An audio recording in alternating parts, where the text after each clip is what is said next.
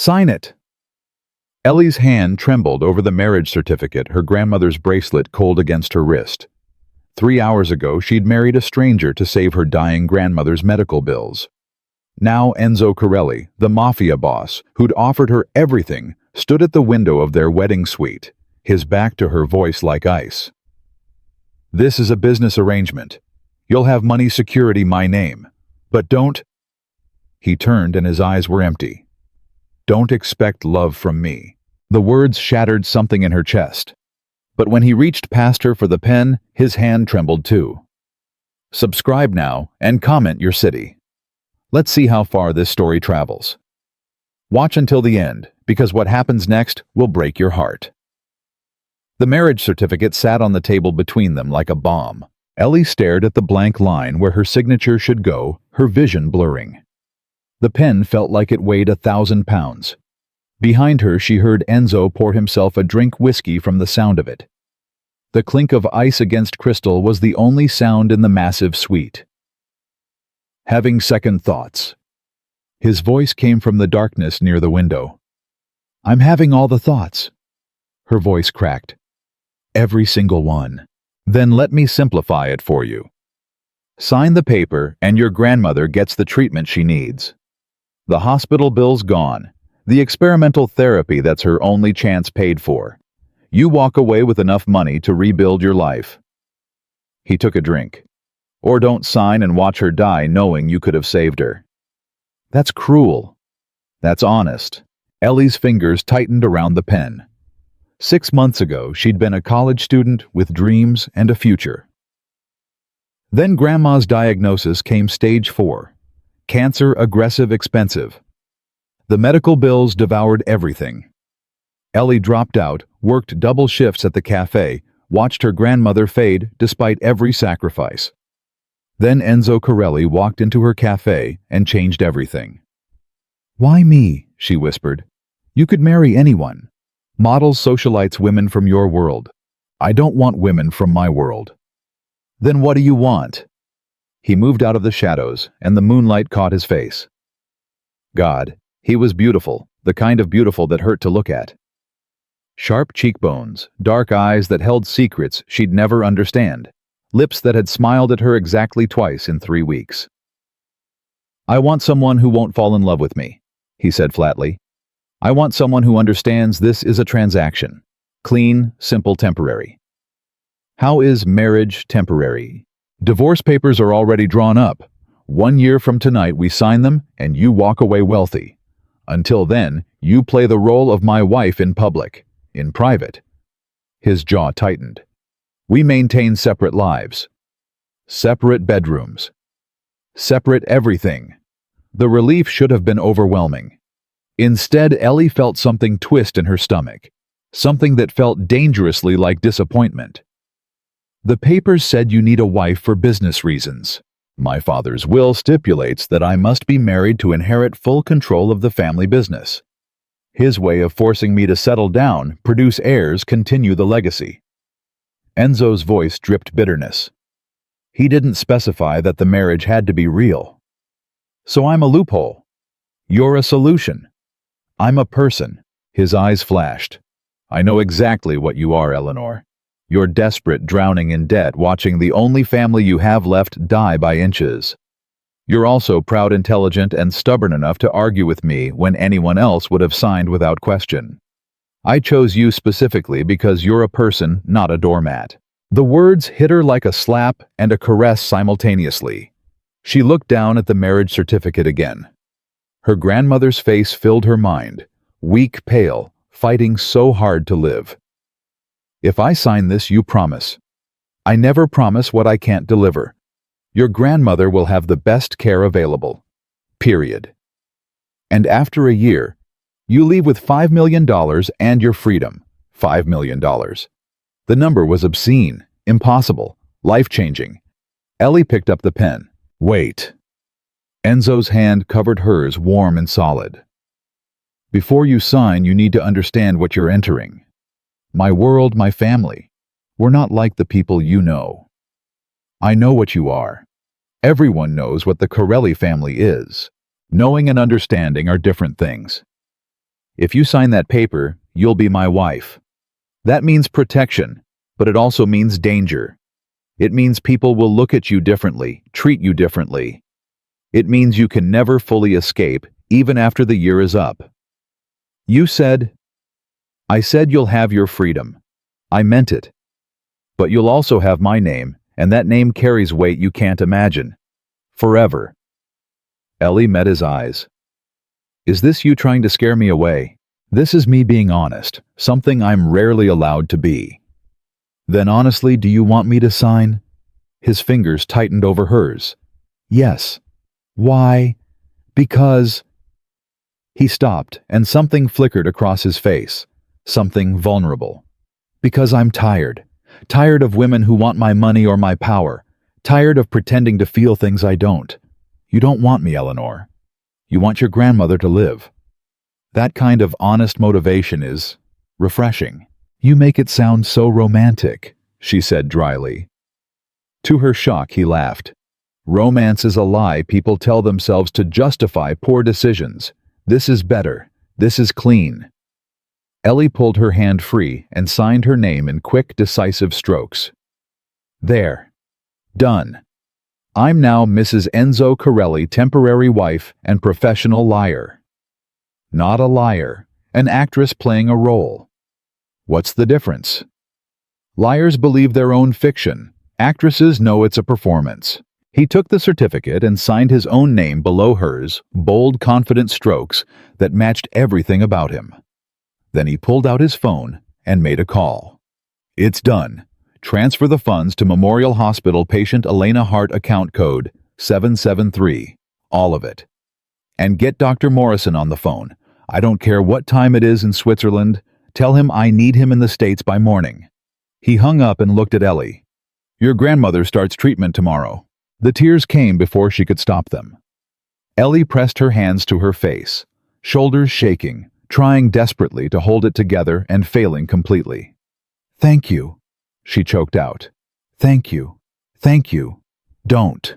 His voice was sharp. Don't thank me. This is a transaction. Remember? You're giving me a year of your life. I'm giving you your grandmother's life. We're even. But he grabbed a handkerchief from his pocket and pressed it into her hands. The gesture was stiff, awkward, like he didn't know how to comfort someone and resented having to try. Ellie wiped her eyes, trying to pull herself together. I should call the hospital. They'll call you. The doctors will want to discuss the treatment plan. I should be there. Tomorrow. Tonight you need to rest. I can't rest. I just married a stranger. I'm standing in a hotel suite that probably costs more than my yearly rent, wearing a dress I borrowed from your assistant, and my entire life just changed in the time it takes to sign a piece of paper. Rest is not possible. Enzo studied her, and for the first time she saw something like respect in his eyes. You're tougher than you look. I've had practice. Losing your parents young, raising yourself, dropping out of school to care for your grandmother. Yes, I know your history. I don't make business deals without research. That's invasive. Probably, but necessary. He moved to the bar and poured a second drink. Whiskey. I don't drink. You do tonight. He pressed the glass into her hand. Doctor's orders. You're not a doctor. I'm your husband. Close enough. The word husband sent electricity through her. This man was her husband. Legally, officially, bindingly, her husband. The absurdity of it made her laugh, slightly hysterical. This is insane. This is survival, he corrected. You're surviving your grandmother's illness. I'm surviving my family's expectations. We're helping each other survive. Ellie sipped the whiskey and immediately regretted it, fire in liquid form. But she took another sip anyway because he was right. She needed something to anchor her to reality. So what happens now? Now you finish that drink, then you sleep in the master bedroom, alone. His jaw tightened. Alone. I'll take the second bedroom. Tomorrow we meet with my lawyer to finalize details. Tomorrow night we attend a family dinner where you'll be introduced as my wife. Tomorrow night. Panic clawed at her. I don't know how to act like what? Like someone who belongs in your world. Good. Because you don't belong there, and pretending otherwise would be obvious. He drained his own drink. Just be yourself. Quiet, observant, polite. Let me handle the conversation. If anyone asks how we met, we tell them the truth. You were working at a cafe. I became a regular. We connected. Simple. Your family will never believe you fell for a waitress. My family knows I don't fall for anyone. They'll believe I chose someone outside our world specifically to avoid emotional entanglement. Which is true. The words stung more than they should have. Ellie set down her glass. I should go to bed. Long day tomorrow. Eleanor. She turned at the door. This arrangement, it only works if we're honest with each other. Not cruel, but honest. Can you do that? Can you? His smile was bitter. I don't know how to be anything else. The master bedroom was obscene. King-sized bed with silk sheets. Marble bathroom with a tub big enough to swim in. Walk-in closet already filled with clothes in her exact size. How had he known her size? Designer labels she'd only seen in magazines. Ellie stood in the middle of it all, feeling like an imposter. Like Cinderella after the ball, waiting for everything to dissolve back into rags and pumpkins. Her phone rang. The hospital. Miss Hart. This is Dr. Morrison. I understand I'm now managing your grandmother's care.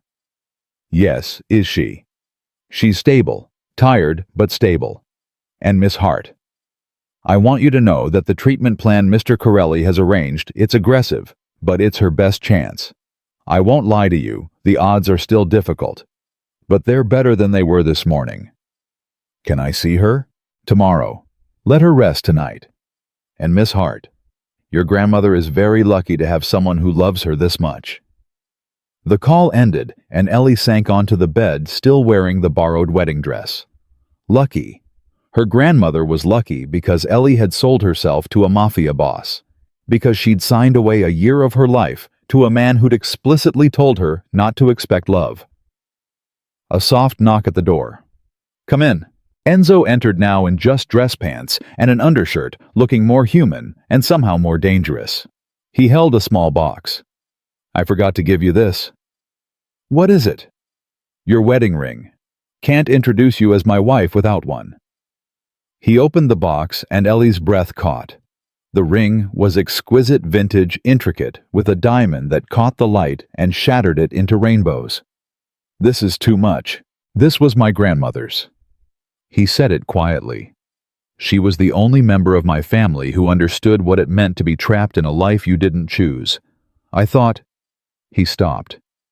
I thought she'd want you to have it. Enzo, give it back after the year. It's not yours to keep, just to borrow. He took her left hand, his touch impersonal, clinical, and slid the ring onto her finger. It fit perfectly, like it had been made for her. Like some cosmic joke about fate and destiny and things that were never meant to be. There, now you look like my wife. But he didn't let go of her hand, just stood there, thumb brushing across her knuckles, staring at the ring like it meant something he couldn't articulate. Enzo, I need you to understand something. His voice was rough. This marriage, it's not real, but the danger is real. The enemies are real. If anyone suspects this is fake, if anyone thinks they can use you to get to me. I understand. No, you don't. His grip tightened. I'm not a good man, Eleanor. I do things that would horrify you. I've hurt people, killed people. My world is violence wrapped in expensive suits, and you're about to step right into the middle of it. Then why did you choose me? Why not someone from your world who understands the violence? Because... He looked up, and his eyes were haunted. Because I'm so goddamn tired of being surrounded by people who are just like me. Because when you looked at me in that cafe, you saw a man who wanted coffee, not a monster who needed to be feared or used. Because for 3 weeks when I sat at that counter and you made my espresso, I felt like a human being instead of a weapon. The confession hung between them, raw and painful. I don't know how to respond to that, Ellie whispered. Don't respond, just... He released her hand abruptly. Just survive the year, that's all I'm asking. He walked to the door, then paused without turning back. Don't expect love from me, Eleanor. I don't have any left to give. The door closed behind him, and Ellie sat alone in a bedroom that cost more than her childhood home, wearing a dead woman's ring, married to a man who'd just warned her he was a monster. She should have been terrified, but all she could think about was the way his hand had trembled when he slid the ring onto her finger. The way he'd looked at her like she was the answer to a question he'd never asked. The way his voice had cracked when he said he was tired. "This is going to be a very long year," she whispered to the empty room. The ring caught the light and sparkled beautiful and cold, just like her husband. Morning came with brutal efficiency. Ellie woke to find a staff member, young woman professional, smile standing by the bed with coffee and a garment bag. "Good morning, Mrs. Corelli. I'm Sophia, Mr. Corelli's personal assistant. Your clothing for today's appointments." Mrs. Corelli. The name sounded foreign, like it belonged to someone else. Ellie sat up, accepting the coffee gratefully. Appointments? Meeting with the family lawyer at 10. Lunch with Mr. Corelli's mother at 1. Family dinner at 8. Sophia's smile never wavered, but her eyes held warning. "The family is eager to meet you." Eager or suspicious? Both. Honest, at least. Ellie appreciated that. "And Enzo. Mr. Corelli is already in meetings. He said to tell you that your grandmother's first treatment went well overnight, and you're cleared to visit her at 3. Relief flooded through her. She's okay. Stable and responding well, according to Dr. Morrison. The garment bag contained a dress that probably cost more than her car. Elegant, understated, the kind of thing actual wealthy people wore. Ellie showered in the massive bathroom, trying not to think about how much the marble tiles cost, how the water pressure was better than anything she'd experienced, how everything in this world was excessive and overwhelming. When she emerged, Sophia had laid out jewelry, shoes, a small handbag. "I don't know how to be this person," Ellie said quietly. Sophia's professional mask cracked slightly. "Mrs. Corelli." "Ellie, please." "Ellie." Sophia's voice softened. Most of Mr. Corelli's relationships have been with women who desperately wanted to be this person. Women who studied how to fit into his world, how to say the right things, wear the right clothes. They all failed because they were performing instead of being. "And you think I'll succeed by what, being myself?" "I think you'll succeed because Mr. Corelli chose you specifically because you're not performing. Don't start now." The advice settled something in Ellie's chest. She dressed in the beautiful clothes, but kept her grandmother's bracelet on a reminder of who she really was, why she was really here. The lawyer's office was all dark wood and intimidating portraits. Marcus Rossi was 60, silver-haired, and looked at Ellie like she was a puzzle he needed to solve. "Mrs. Corelli, please sit." Enzo was already there, immaculate, in a 3-piece suit, looking every inch the powerful businessman. He nodded at Ellie but didn't smile, maintaining the distance he'd established last night. "Mr. Rossi is here to explain the legal implications of our marriage," Enzo said, "including what happens if either of us violates the terms." Terms. Ellie looked between them. "The prenup, you mean?" "Among other things." Marcus slid a thick document across the desk. "This outlines Mrs. Corelli's your rights and responsibilities, the most important being absolute discretion regarding Mr. Corelli's business affairs." "I understand. Do you—" Marcus leaned forward. "Because discretion in this context doesn't mean keep quiet at parties. It means if federal investigators ask you questions, you remember nothing. If journalists approach you, you say nothing. If you witness anything that troubles you, you forget it immediately." "You're asking me to be complicit in illegal activity." "I'm asking you to be a wife," Marcus corrected. "Wives don't testify against husbands. Wives don't keep records. Wives don't ask questions they don't want answered." Ellie looked at Enzo. "Is that what you want? A blind, obedient decoration?" "I want you safe," Enzo said quietly. "The less you know, the safer you are." "That's not an answer. It's the only answer I can give." The tension stretched between them. Marcus watched with calculating eyes. "There's another matter," Marcus said. The marriage must appear legitimate. That means public appearances together, shared residence, and— He paused delicately. Evidence of intimacy. We're not— Ellie started. I understand your private arrangements, Marcus interrupted. But the appearance matters.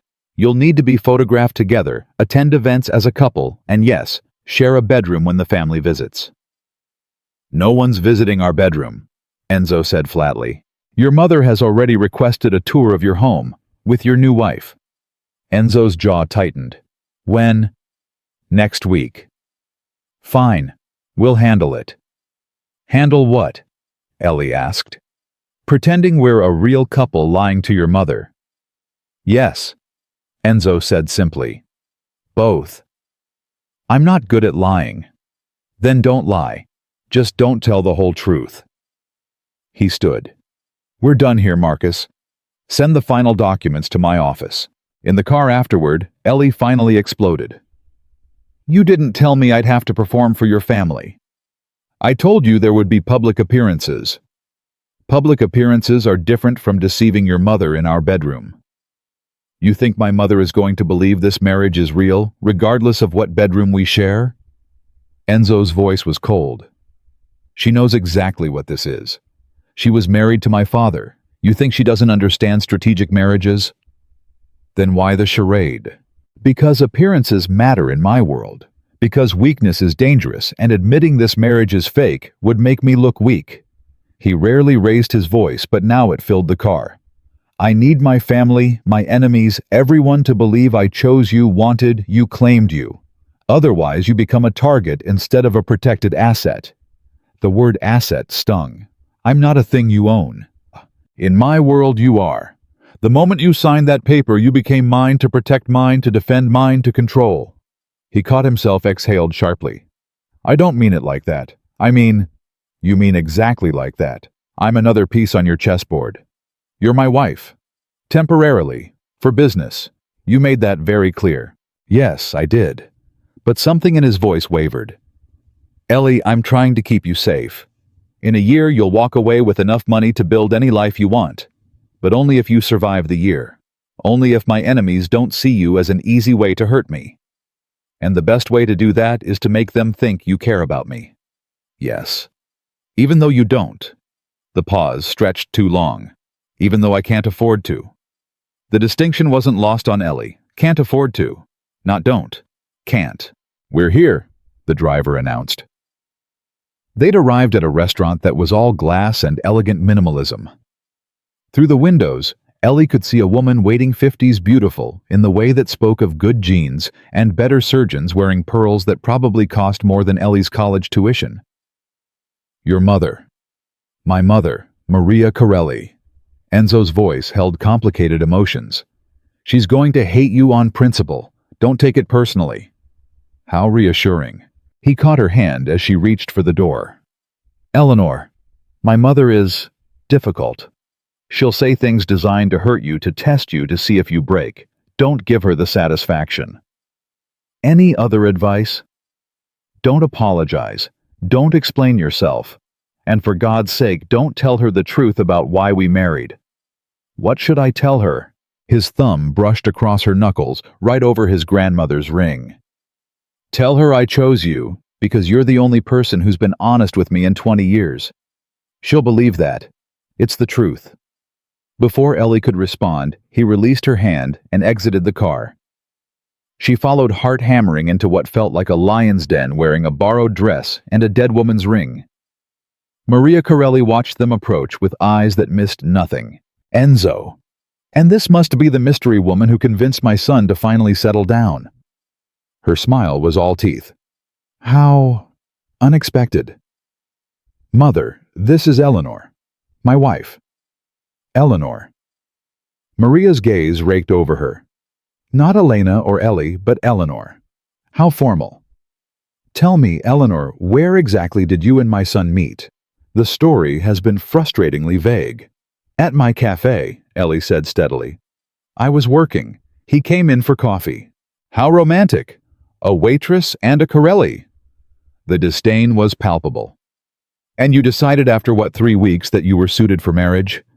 We decided we understood each other, Enzo said coldly. More than enough basis for marriage. Understanding. Maria laughed. Your father and I understood each other perfectly. Still made for a miserable 40 years. Then perhaps you'll understand why I chose differently. Mother and son stared at each other, decades of conflict in the silence. Finally, Maria turned back to Ellie. Sit. Let's discuss how you plan to survive my family. It was going to be a very long lunch, and somehow Ellie suspected an even longer year. The waiter poured water with trembling hands. Maria Corelli had that effect on people. Her presence demanded perfection, and anything less resulted in consequences Ellie didn't want to imagine. So Eleanor. Maria sipped her wine like she had all the time in the world. Tell me about your family. There's not much to tell. Humor me. Ellie felt Enzo tense beside her, but she kept her voice steady. My parents died when I was 7. Car accident. My grandmother raised me after that. And where is this grandmother now? In the hospital. She's sick.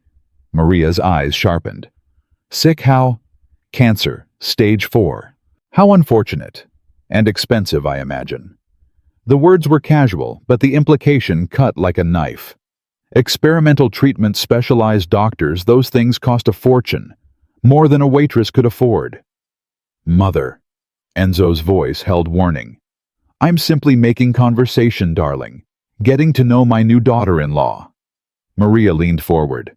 Tell me, Eleanor, when exactly did my son propose, before or after your grandmother's diagnosis? The truth sat on Ellie's tongue like poison. Before she could swallow it or spit it out, Enzo's hand found hers under the table, squeezing hard.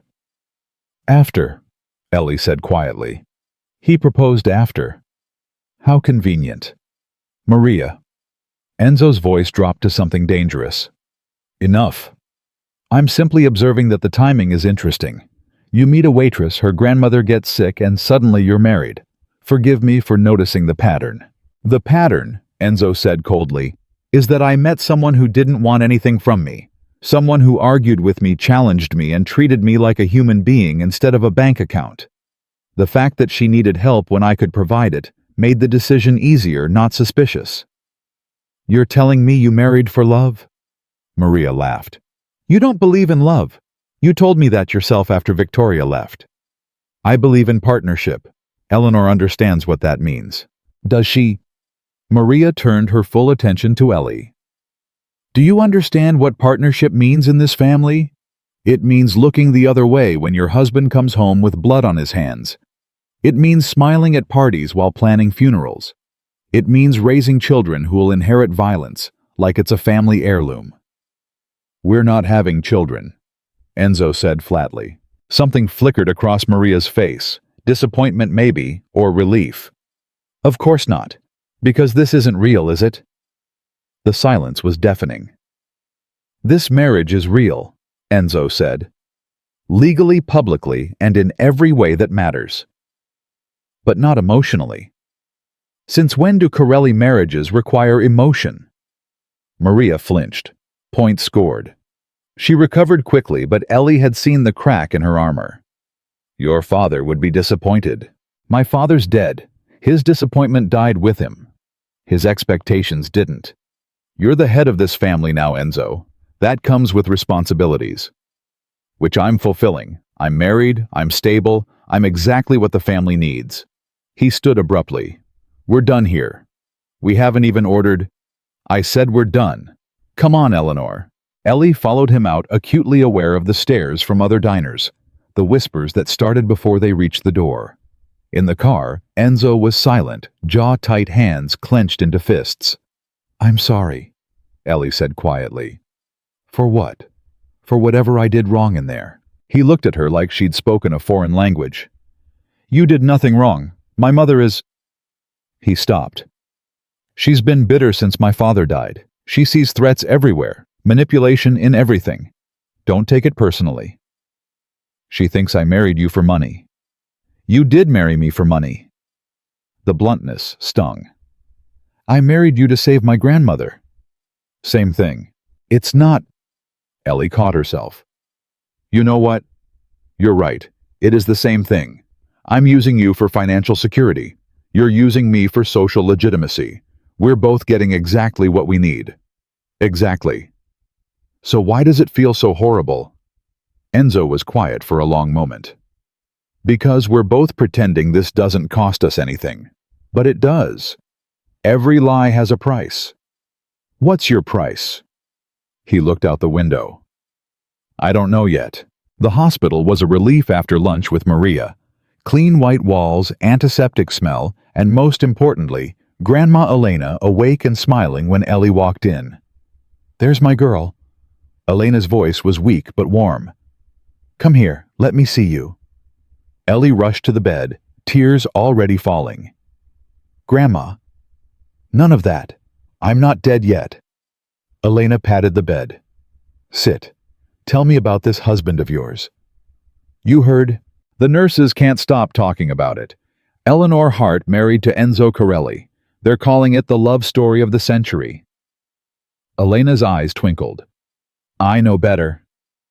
Ellie's stomach dropped. Grandma? Hush. I'm dying, not stupid. You think I don't know what this is?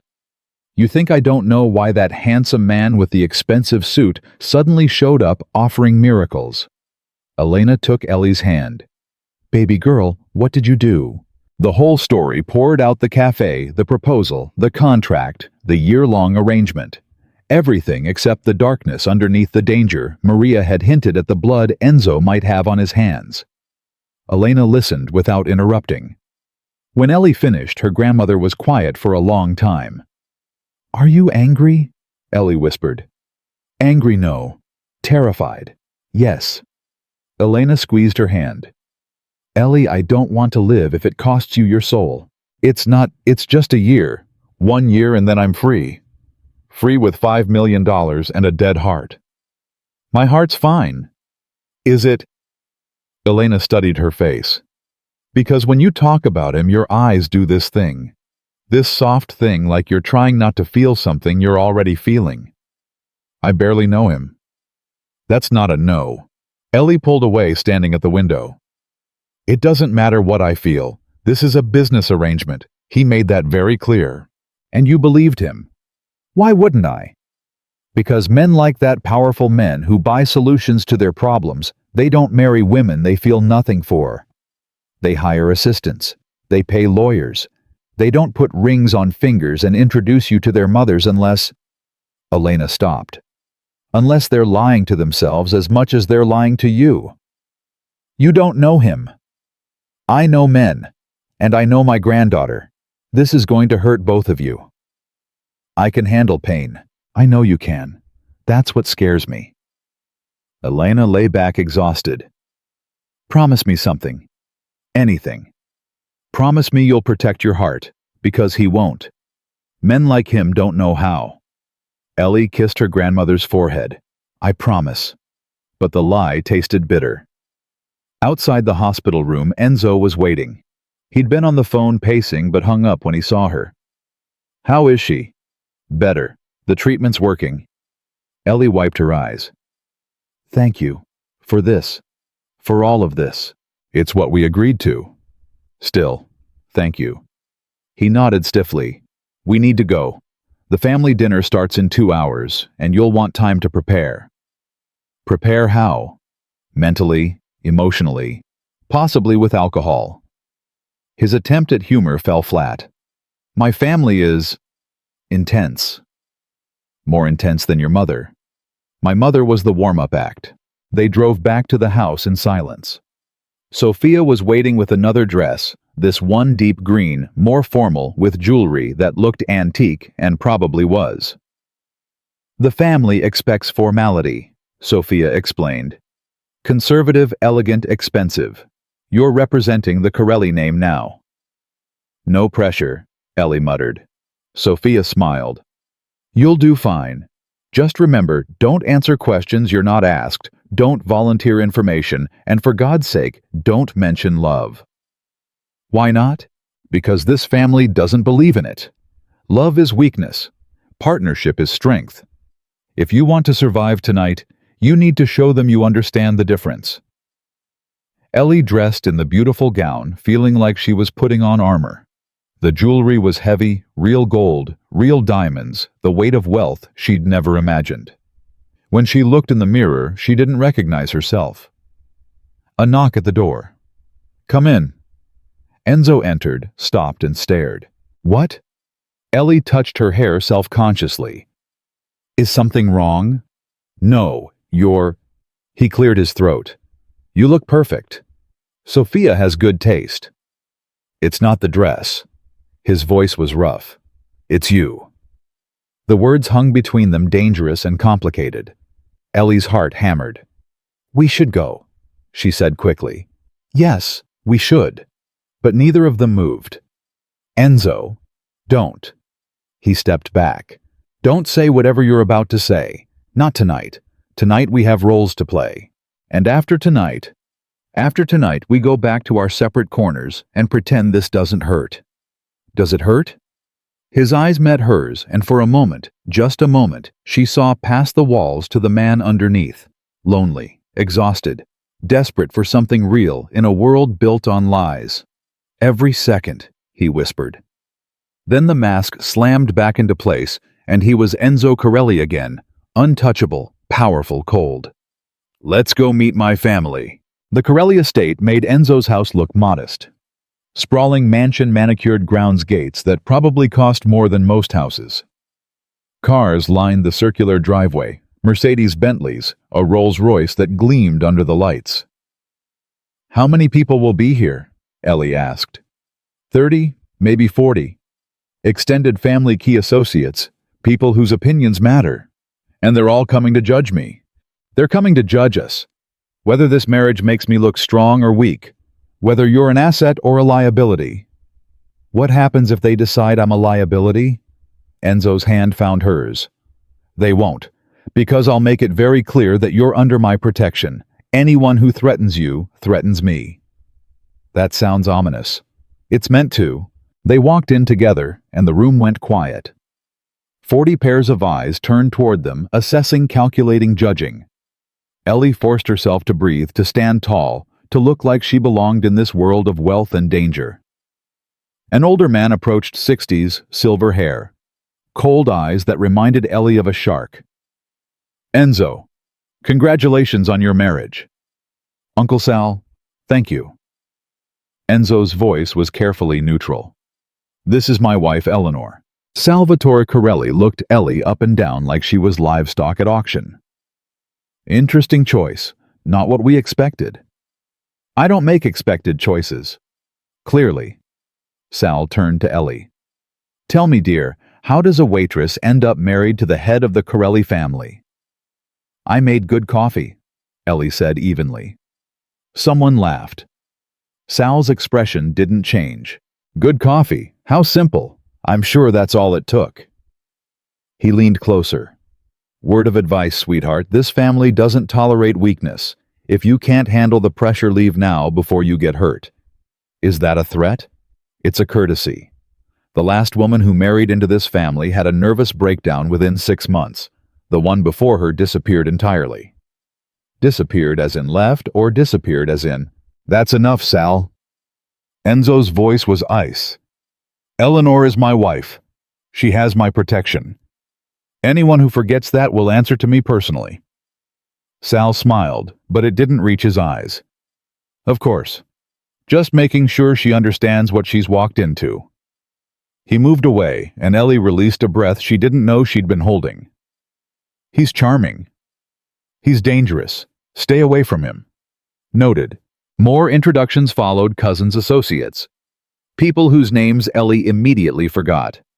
Everyone smiled. Everyone was polite. And everyone looked at her like they were waiting for her to fail. Dinner was served in a dining room the size of Ellie's entire apartment. She sat beside Enzo at a table that could seat 20, surrounded by conversations in Italian she didn't understand, and meaningful looks she understood too well. "Not eating," Enzo murmured. "Not hungry. Eat anyway. Show weakness and they'll smell blood in the water." Ellie forced down a bite of food that tasted like ash. Across the table, a woman about Ellie's age, beautiful, polished, dripping with jewelry, watched them with open hostility. "That's Victoria," Enzo said quietly. "My ex." "Your mother mentioned her." "She would. Victoria and I were—" He paused. "Expected to marry. Family arrangement. She didn't take the breakup well." "How not well?" "Not well enough that she's still attending family dinners 2 years later." Victoria caught them looking and raised her wine glass in a mock toast. "To the happy couple. May your marriage last longer than Enzo's attention span." "Victoria," Maria started. "What, I'm being supportive. After all, I wish Enzo nothing but happiness, even if he had to buy it from a cafe." The insult landed like a slap. Before Ellie could respond, Enzo stood. "Victoria, walk with me. Now." It wasn't a request. Victoria's smile turned vicious, but she stood following Enzo out of the dining room. Ellie sat frozen, acutely aware of everyone staring. "Don't worry, dear." An older woman, Enzo's aunt, maybe, patted Ellie's hand. "Victoria's always been dramatic. She'll get over it." "She doesn't seem like the getting over it type." "She's not, but Enzo knows how to handle her." The woman's smile was knowing. "He's good at handling difficult women. It's practically a Corelli family requirement."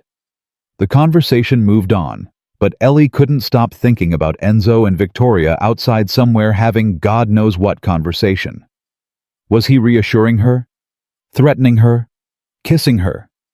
The last thought made Ellie's stomach twist with something that felt dangerously like jealousy. No, she had no right to jealousy. This was a business arrangement. Enzo could kiss whoever he wanted. Except he couldn't, could he? They were married. Publicly, officially married. Any affair would make him look weak, make their arrangement look suspicious. Unless that was the point. Unless he was already regretting this whole thing and looking for a way out. 15 minutes passed. 20. Ellie was contemplating excusing herself to find them when Enzo returned alone, his expression dark and thunderous. "Where's Victoria?" someone asked. "She left. She won't be returning." Something in his tone suggested "left" was putting it mildly. He sat down beside Ellie, his hand finding hers under the table, squeezing hard enough to hurt. "Are you okay?" she whispered. "Fine." "You don't look fine." "I said I'm fine." But his hand stayed locked with hers, holding on like she was the only thing keeping him anchored. Dessert was served. Coffee followed. Small talk continued, but the atmosphere had shifted tenser, more watchful. Finally, blessedly, the dinner ended. "We're leaving," Enzo announced to the room. "Thank you for coming." "So soon?" Maria appeared at his elbow. "You haven't even stayed for drinks." "Eleanor's tired. It's been a long day." "I'm sure it has." Maria's gaze moved between them. Getting married, meeting the family, pretending everything is perfect, exhausting work. "Mother." "I'm not criticizing. I'm simply observing. You look tired, both of you, like you're running a marathon you never signed up for." "We're fine," Ellie said, surprising herself. "Thank you for hosting. Your home is beautiful." "It's not mine. It was my husband's. Now it's—" She looked at Enzo. "Well, now it belongs to the family. Everything belongs to the family." They escaped finally back to the car, back to blessed silence. Ellie sagged against the seat, emotionally drained. "That was hell," Enzo finished. "That was hell, and I'm sorry you had to endure it." "What did you say to Victoria?" "I told her to stay away from you, from us. That if she caused problems, there would be consequences." "What kind of consequences?" "The kind that make people reconsider their choices." The vague threat should have scared her. Instead, it made her feel strangely protected. "She still loves you." "She loves the idea of me. The power, the status, the family name. She never loved the person." "How do you know?" "Because when I told her I didn't want to be the head of this family, that I wanted out of the violence and the expectations, she said I was being weak. That real men embrace their legacy instead of running from it." He laughed bitterly. "That's when I knew. She didn't want me. She wanted the position I could give her. And what do I want? He looked at her, really looked at her. You want your grandmother to live. That's it. Simple, honest human. It's the most real thing anyone's wanted from me in years. That's sad. That's my life. They pulled up to the house, but neither moved to get out. The driver politely raised the privacy screen, giving them space. Eleanor. Ellie. Call me Ellie. Ellie. Her name sounded different in his mouth. Softer. I need to tell you something. About Victoria, about what happened. You don't owe me explanations. I do, actually, because she threatened you tonight. Said things. He stopped. Said things that made it clear she sees you as an obstacle. And in my world, obstacles get removed. Fear prickled down Ellie's spine. Removed how? I've handled it. She won't touch you. But you need to be careful. Trust no one from my family. Not my mother, not my cousins, not anyone who looks at you like they're measuring you for a coffin. You're trying to scare me. I'm trying to keep you alive. The bluntness was shocking. Do you really think someone would kill you? Yes. If they thought it would hurt me or advance their position. My family doesn't solve problems with conversations, Ellie. They solve them with violence. But you're the head of the family. Can't you just order them not to hurt you? I can try. But I'm one man, and this is an empire built on betrayal and ambition. Someone will test me. Someone always does. Ellie's hands were shaking. Maybe this was a mistake. Maybe I should... No. His hands cupped her face, forcing her to look at him. No. You're not leaving. We made a deal. 1 year. Your grandmother gets treatment. You get money, I get. He stopped. What? What do you get? I don't know anymore, he admitted. I thought I was getting a solution. A wife on paper who'd play her role and leave. But you're... His thumb brushed across her cheek. You're not what I expected. What did you expect? Someone easier to ignore. The confession hung between them, charged with everything they weren't saying. Ellie's heart hammered against her ribs. Enzo, don't say whatever you're about to say. This can't be more than what it is. And what is it? Survival, for both of us. But the way he was looking at her like she was oxygen and he'd been drowning said something different. We should go inside, Ellie whispered. Yes, we should. Neither moved. Enzo, I need to know when you married me, when you offered this deal. Did you know? Did you know it would feel like this? Like what? Like we're both lying to ourselves about what this is. His hands dropped from her face. This is a contract, nothing more. Then why are you shaking? He looked down at his hands, trembling undeniable. I don't know. Liar. Probably. He opened the car door. Come on, it's late. Inside the house, Sophia had left everything prepared. Lights low, security, engaged, separate bedrooms ready. Professional, efficient, maintaining the illusion of distance. Good night, Ellie. Enzo, wait. He stopped at his bedroom door. Your grandmother's ring. The one you gave me yesterday.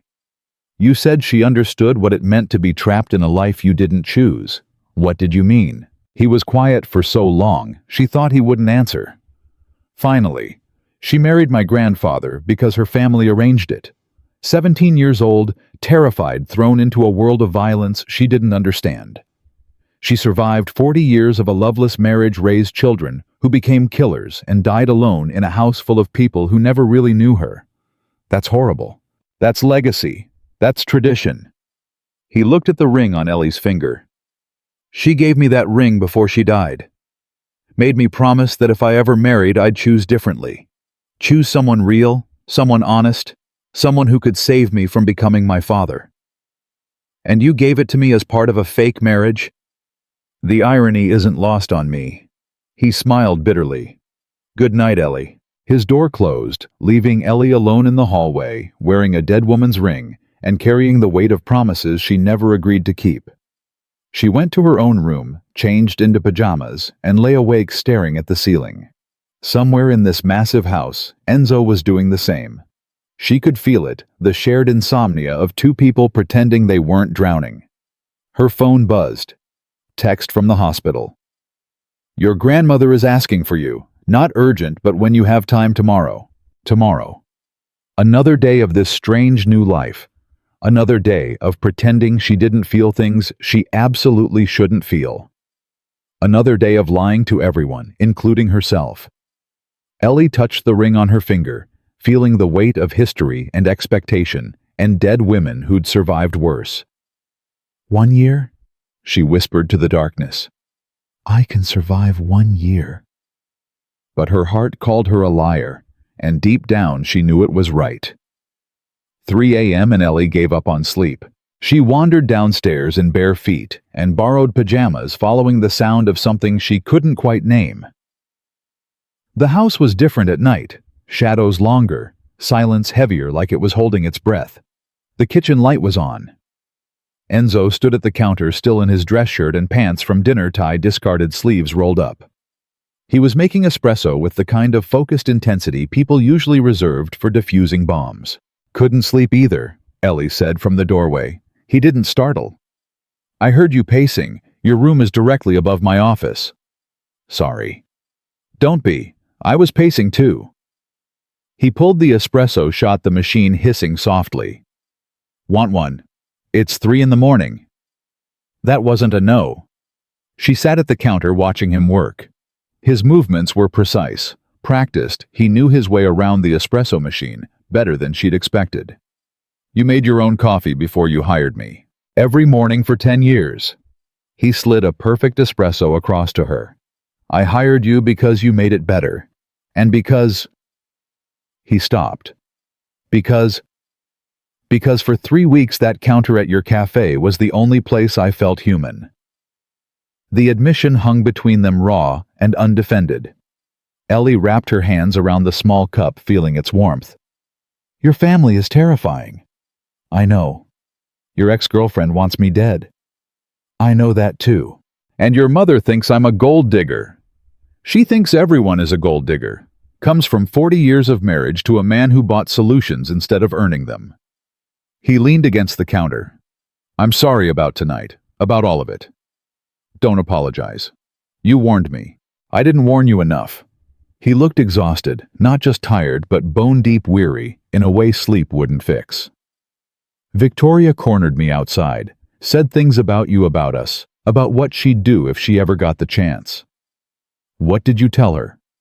I told her that you were mine, that anyone who touched you would answer to me personally, that I'd protect you the same way I'd protect any Corelli asset, with absolute brutality if necessary. Asset, there's that word again. I didn't mean. Yes, you did, and it's fine. That's what this is, a transaction where I'm the purchased property. She sipped the espresso to hide the tremor in her voice.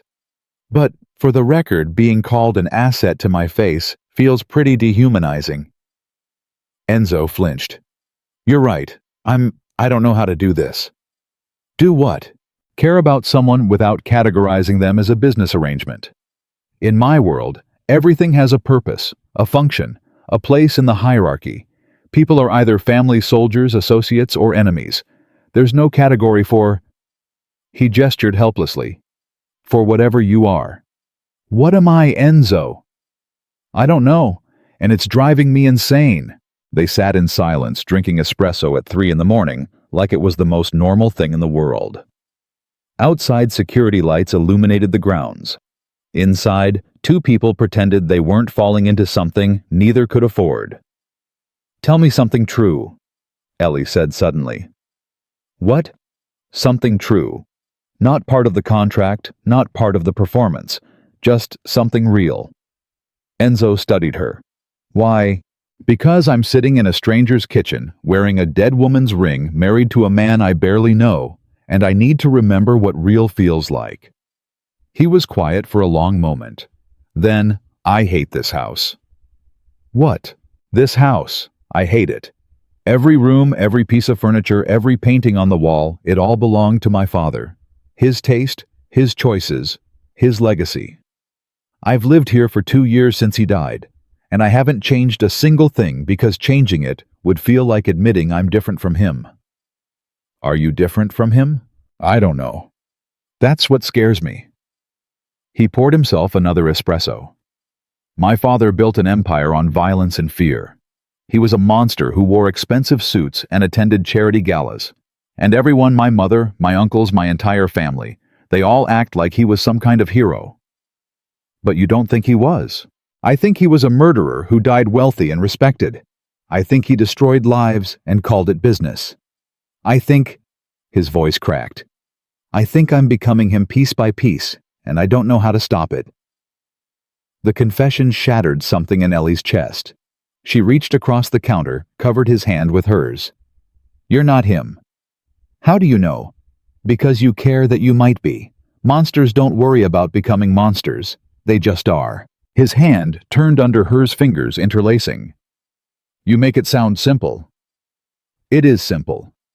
You're a good man in a bad situation trying to survive without losing yourself. That's not monstrous. That's human. My grandmother used to say the same thing, right before she'd remind me that good men in bad situations still do terrible things. He looked at their joined hands.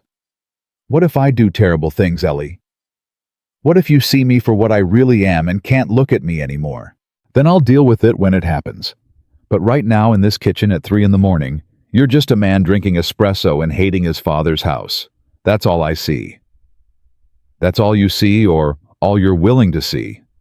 Does it matter? He lifted her hand, pressed his lips to her knuckles, a gesture so unexpected, so intimate, that Ellie forgot to breathe. It matters, he whispered against her skin. Everything about you matters, and I don't know what to do with that. Enzo. I should go. We both should sleep. But he didn't release her hand. Can I ask you something? Anything. That first day in the cafe when I walked in and you looked at me, what did you see? Ellie thought back to that moment. The shift in atmosphere, the bodyguards, the man in the expensive suit. I saw someone who looked exhausted, lonely, like he was carrying weight no one else could see. She paused. And I saw someone who ordered his coffee without apology, double espresso, no sugar, confident, certain of what he wanted. And that didn't scare you. Why would it? Because everyone else was terrified. Customers moved away from me. Your manager practically fell over himself being obsequious. But you just made my coffee and treated me like a regular person. You were a regular person, someone who wanted caffeine. See, he laughed softly. That's exactly why I chose you. In a world where everyone sees Enzo Corelli, monster in waiting, heir to blood money, you saw a tired man who wanted good coffee. Is that so wrong? It's dangerous, for both of us. He finally released her hand. Go to bed, Ellie. Tomorrow's going to be difficult. Why? What's tomorrow? The family meeting, where they formally accept you as my wife, or what? His expression went dark. Or they don't, and things get complicated. More complicated than they already are. You have no idea. Ellie stood, espresso finished, hands empty. At the kitchen doorway she paused. Enzo, earlier, when you told Victoria I was yours, did you mean it? Legally, yes. The marriage contract. That's not what I'm asking. The silence stretched. Finally, I meant it in every way that terrifies me. Good night, Ellie. She went back to her room, heart racing, mind spinning. 4 hours until morning. 4 hours to pretend she didn't feel the ghost of his lips on her knuckles, the way his voice had cracked when he called her his. 4 hours to build walls that were already crumbling. Morning came with cruel efficiency. Sophia appeared at 7 with coffee and another designer outfit. The family meeting is at 10. Mr. Corelli asked me to brief you. Brief me how? On what to expect? What to say? What not to say? Sophia's expression was grim. This isn't like dinner last night. This is formal. Official. The family will vote on whether to accept you. Vote like I'm joining a club. Exactly like that. Except the club is a criminal empire, and rejection doesn't mean losing your membership card, it means becoming a liability. Ellie's stomach dropped. What happens to liabilities? You don't want to know. Sophia. Ellie, listen to me. Today you need to be perfect, poised, respectful, deferential without being weak. Answer questions directly, but don't volunteer information. And for God's sake, don't contradict anyone, especially not Salvatore. Enzo's uncle. The one who compared me to livestock. That's the one. He's been pushing for Enzo to marry within the family for years. He sees you as an outsider who's disrupting carefully laid plans. Plans for what? For controlling Enzo, for maintaining traditional power structures. You're an unknown variable, and in this family unknown variables get eliminated. I'm just a barista who married for money. I'm not threatening anyone. Sophia's look was almost pitying. You're threatening everyone. Because Enzo chose you himself, without family approval, without strategic consideration. That kind of independence is dangerous in a world built on control. The meeting took place in a room Ellie hadn't seen before, all dark wood paneling, leather chairs, and portraits of dead Corellis glaring from the walls. 15 people sat around a massive table, and every single one of them looked at Ellie like she was on trial. Enzo sat at the head of the table, his expression unreadable. He didn't look at her as she entered, didn't acknowledge her presence beyond a slight nod toward an empty chair at his right. Salvatore stood. We're here to formally discuss Enzo's marriage and its implications for the family. Eleanor Hart, now Eleanor Corelli, has entered our family without the traditional vetting process. We need to determine if this marriage serves family interests. It serves my interests, Enzo said coldly, which should be sufficient.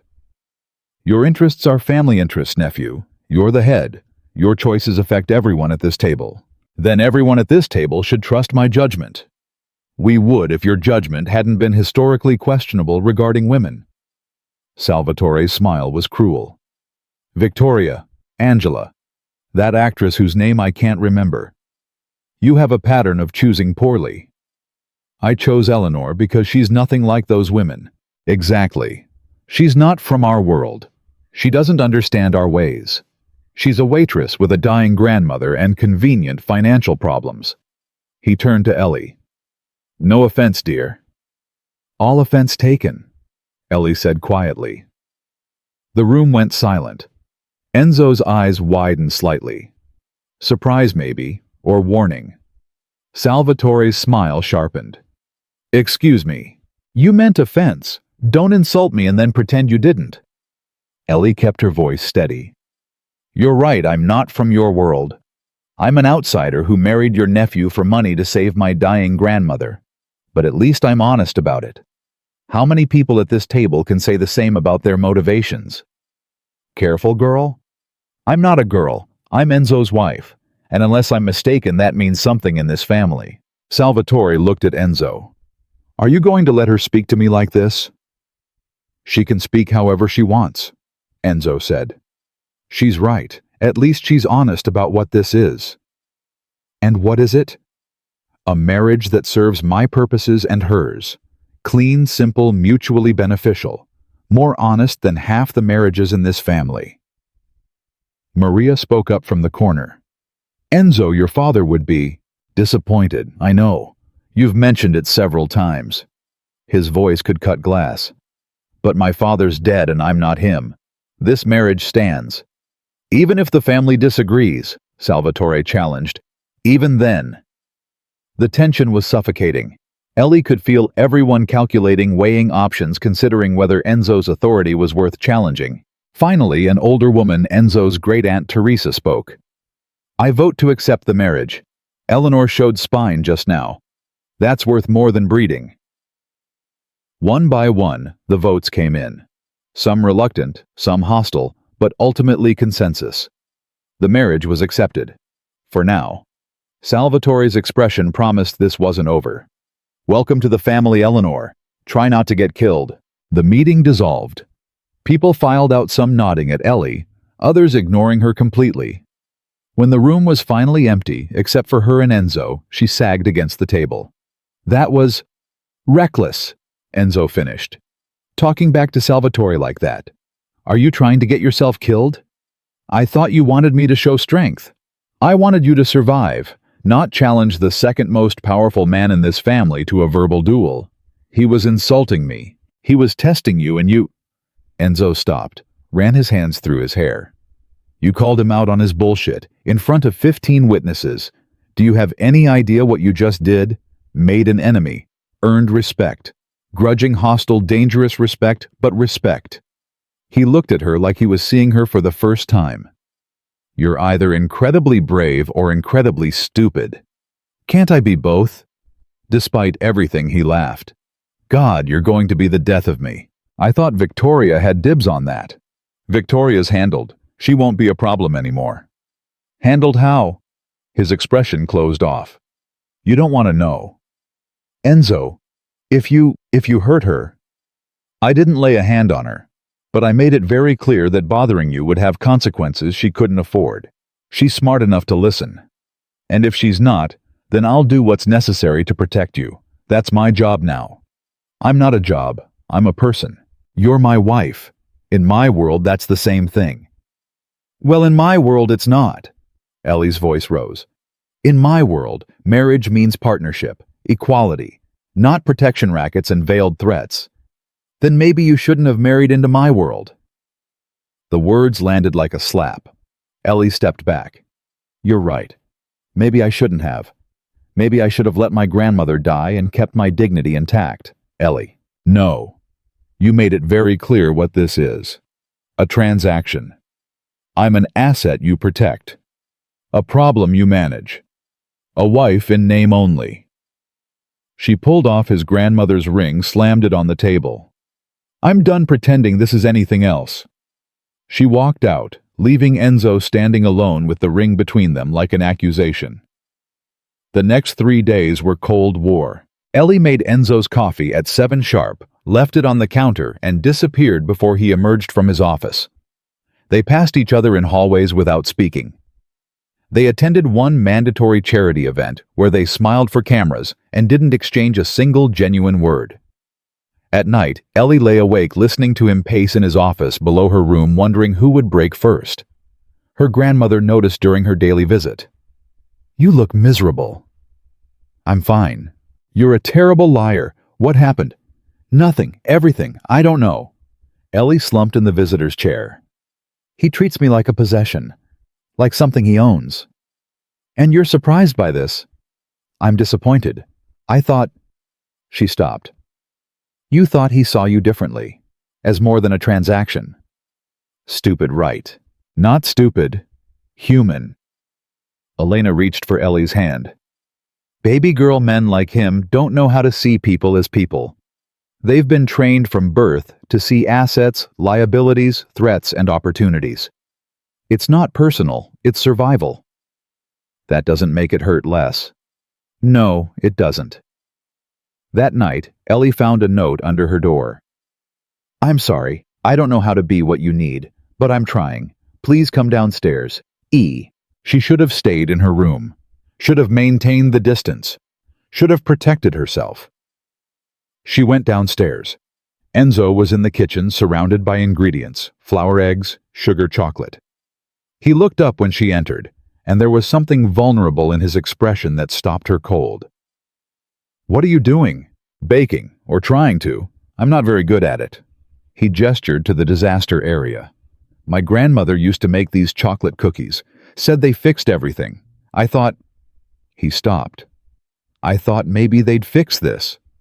You're trying to apologize with cookies. I'm trying to apologize with effort. The cookies are just a vehicle. Despite herself, Ellie smiled. They look terrible. Hey, they taste worse. I already tried one. He held out the note she'd returned, the ring wrapped inside. This belongs on your finger, not thrown at me in anger. I can't wear it if it doesn't mean anything. It means everything. That's the problem. He moved closer. Ellie, I'm not good at this. At relationships, at caring, at being vulnerable. My whole life, emotions were weaknesses to exploit. Showing you cared about something meant giving enemies a target. I'm not your enemy. I know, but I don't know how to treat you as anything else without— He stopped. Without feeling like I'm standing on a cliff with no guardrails. You scare me, Ellie. The way I feel about you scares me. How do you feel about me? Like you're the only real thing in a world of performances.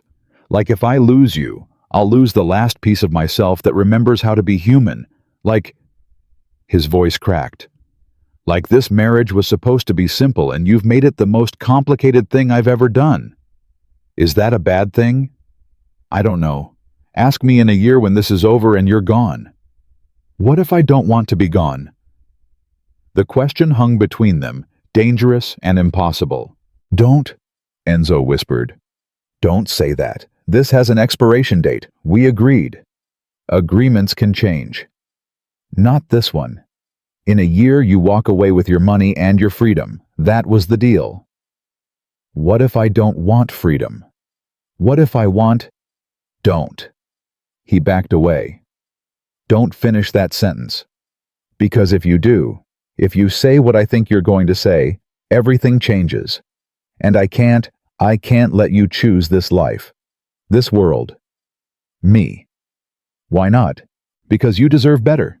Because this world will eat you alive. Because I'm my father's son, and eventually... He stopped. Eventually you'll see me do something you can't forgive, and you'll look at me the way everyone else does. Like I'm a monster in an expensive suit. I don't believe that. You will. Give it time.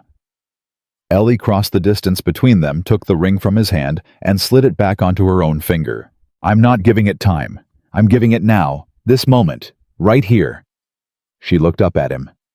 You want to know what I see when I look at you? I see a man who bakes terrible cookies at midnight to apologize. A man who protects people he claims not to care about. A man who's terrified of becoming his father because he actually has a conscience. That's what I see. Ellie. And maybe in a year I'll walk away.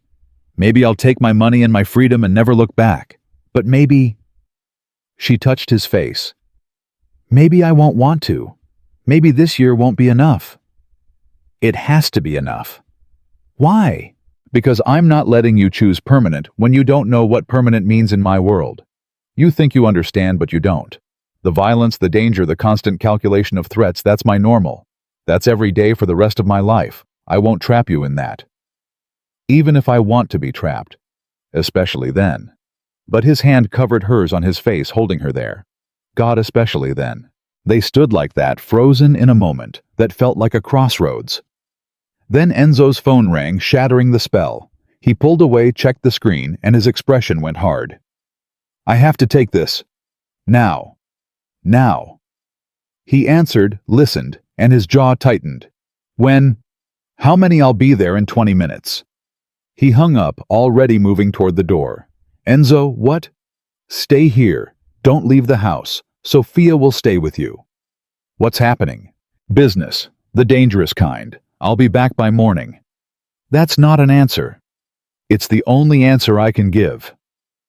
He paused at the door. Ellie, promise me. Stay inside. Trust no one. If anyone approaches you claiming to be from the family, call me immediately. You're scaring me. Good. Be scared. Be careful. Be alive when I get back. He kissed her forehead, quick, desperate. Promise me. I promise. He left and Ellie stood alone in the kitchen, surrounded by failed cookies and unanswered questions. The ring heavy on her finger, and fear heavy in her chest. Sophia appeared minutes later, face pale. What's going on? Ellie demanded. Trouble. Bad trouble. Someone made a move against the family tonight. Sophia checked her phone. 3 of our warehouses hit simultaneously. Enzo's gone to handle it. Handle it how? Sophia's expression said everything. Oh God. He'll be fine. He always is. But, Ellie, Sophia gripped her arm. Whatever you're feeling for him, whatever this is becoming, you need to decide right now if you can handle this. Because this is his life. Violence and danger, and nights where he comes home with blood on his hands. Can you handle that? Ellie thought about the man who'd baked cookies to apologize. The man who'd told her she deserved better. The man who was currently doing God knows what To protect his family's criminal empire. I don't know, she whispered. Then figure it out. Because he's falling for you too, and if this goes bad, if you break his heart. Sophia's voice was fierce. He'll never recover. Men like Enzo only let people in once. If you're not sure, walk away now, before it's too late for both of you. And if I am sure, then God help you both. Ellie spent the rest of the night pacing, waiting, jumping at every sound. Dawn came with no word. 7 a.m. passed, no coffee, needed no Enzo to make it 4. 8 o'clock. 9. At 10 she heard the front door. Enzo walked in looking like he'd been through a war. Suit torn, blood on his shirt. Not his, she hoped, desperately, exhaustion carved into every line of his face. He stopped when he saw her. You waited. Of course I waited. You shouldn't have. You should have gone to bed, maintained distance, protected yourself. Too late for that. He crossed to her, and she saw it. Then, the violence in his eyes, the darkness that lived under the surface, the part of him that had just done terrible things and would do them again without hesitation. This was Enzo Corelli, not the man who made coffee at 3 a.m. or baked apology cookies. The other one, the heir, the killer. And Ellie looked at him, really looked at him, and made her choice. She closed the distance between them and kissed him. Enzo froze against her mouth, every muscle locked tight like he'd forgotten how to move. Then something broke inside him. She felt it happen, felt the walls crack and crumble, and he was kissing her back with a desperation that stole her breath. His hands framed her face, thumbs brushing her cheekbones, and he kissed her like she was oxygen, and he'd been drowning for years. Not gentle, not careful, just raw and honest and terrifying in its intensity.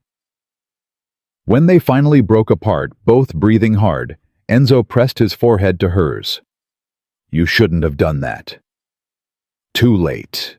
Ellie, I have blood on my hands. Literally. His voice cracked. I just killed 2 men. Shot them myself. Watched them die. And you kissed me anyway. I kissed you because of it, not despite it. She pulled back to look at him. You think I don't know what you are? What you do? I'm not naive, Enzo. I'm choosing you anyway. You don't know what you're choosing. Then show me. Stop protecting me from reality. Stop trying to be the man you think I need and just be the man you are. He stared at her like she'd spoken a foreign language. The man I am will destroy you. The man you are just spent 10 hours handling a crisis and came back to make sure I was safe. That's who you are. That's one piece of who I am. The other pieces. I want all the pieces, the good ones and the broken ones and the ones you think make you a monster. She touched his face, feeling the stubble, the exhaustion, the vulnerability he was trying so hard to hide. I'm not walking away, Enzo. Not in a year. Not ever. Don't promise that. You don't know. I know enough, and I'm choosing to stay. His eyes closed, and when they opened again, they were wet. God, you're going to break my heart. Only if you break mine first. He kissed her again, softer this time, but no less intense. When he pulled away, his hands were shaking. I need to shower. Clean up. Then we need to talk. Really talk. About what happened tonight, about what this means, about... He stopped. About everything. Okay. Okay. But he didn't move. Just stood there holding her face like she might disappear. Ellie, I'm scared. Of what? Of this. Of you. Of how much I want to believe this is real. It is real. That's what scares me. He finally released her and headed upstairs. Ellie sank into a chair, her whole body trembling. What had she just done?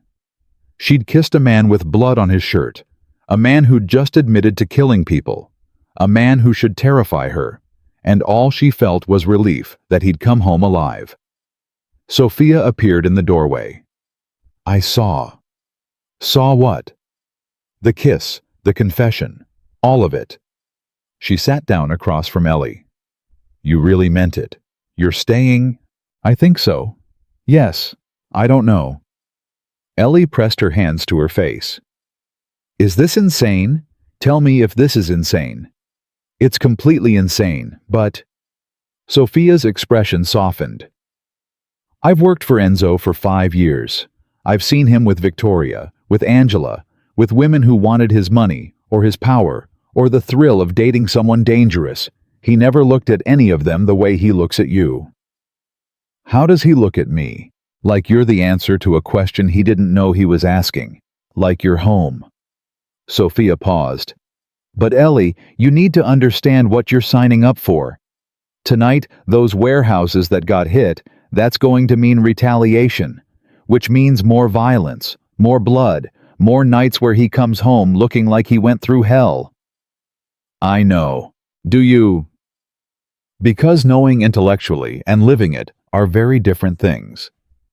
Can you really look at him after he's killed someone and still see the man you're falling for?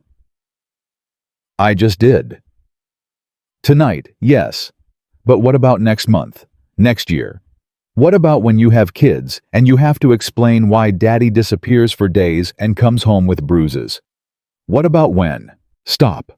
Ellie's voice was firm. I get it. This is hard. This is dangerous. This is everything I never wanted for my life.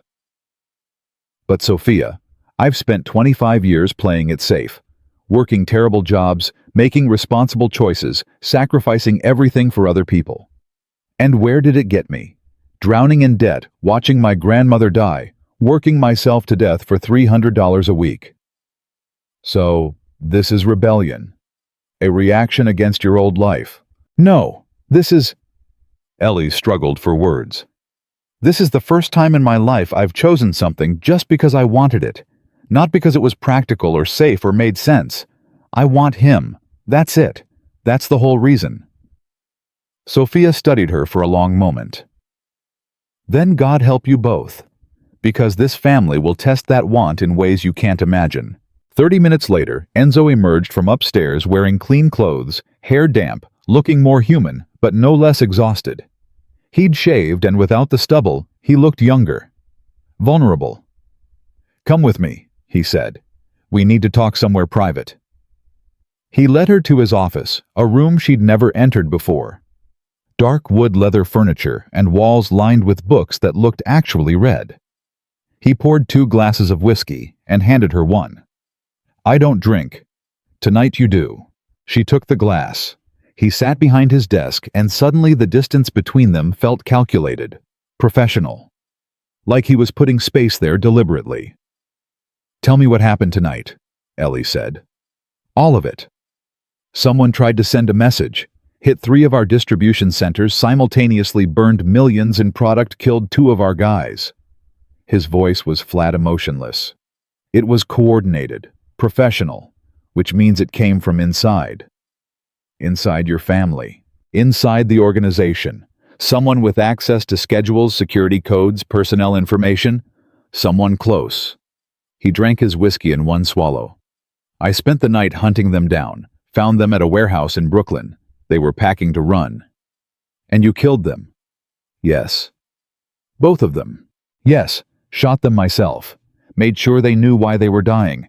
Made sure anyone else considering betrayal understood the consequences. He poured another drink. That's who I am, Ellie. I don't delegate violence. I don't have other people do my dirty work. When someone betrays this family, I handle it personally. Why are you telling me this?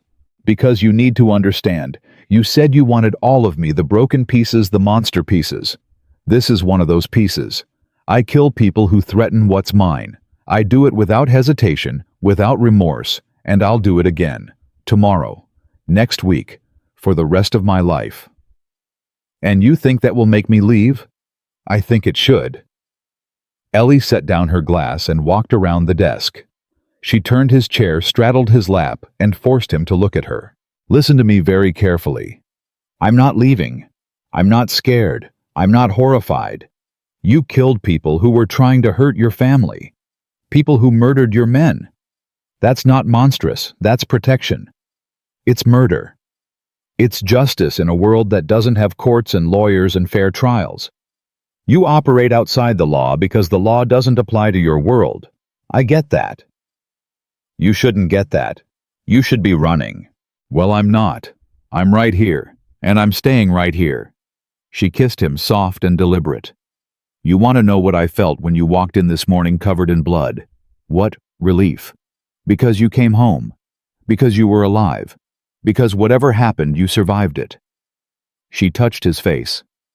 I didn't care about the blood, Enzo. I cared that you were okay. His hands gripped her hips, holding her like he was afraid she'd dissolve. This is real? You're really choosing this? I'm really choosing this. And you. And whatever comes with it. You're insane. Probably. She smiled. But I'm your kind of insane. He kissed her then, deep and claiming and full of everything they'd been holding back. When they broke apart, both breathing hard, he rested his forehead against hers. We need to renegotiate the contract. What? The marriage contract. The one that says you leave in a year. We need to change it. Ellie's heart stopped. Change it how? Make it permanent. Real. Not an arrangement with an expiration date, but an actual marriage. If you want that. If you're sure. I'm sure. You're not. You think you are, but you're not. You've known me for 3 weeks. You've been married to me for 4 days. That's not enough time to make a permanent decision. Then what are you suggesting? Keep the year. Live this life fully. See me at my worst. See the violence, the danger, the reality of what being my wife actually means. Then at the end of the year, if you still want to stay, we renegotiate. Make it real. Forever. And if I change my mind, then you walk away with your money and your freedom exactly as we agreed. No hard feelings, no guilt, clean break. It was reasonable, logical, everything Ellie should want. So why did it feel like he was already planning her exit? You don't think I'll stay, she said quietly. I think you'll see things that change how you look at me. I think you'll watch me do things that horrify you. I think... His voice cracked. I think you'll realize you made a mistake, and I'd rather give you an out now than watch you force yourself to stay out of obligation. I wouldn't do that. You don't know what you'd do. Neither of us does. That's why we need time. Real time. Not weeks, but months. Living together, dealing with my family, facing the reality of this world. Ellie wanted to argue, wanted to insist she'd never change her mind, never walk away, never stop choosing him. But he was right. She'd known him 3 weeks.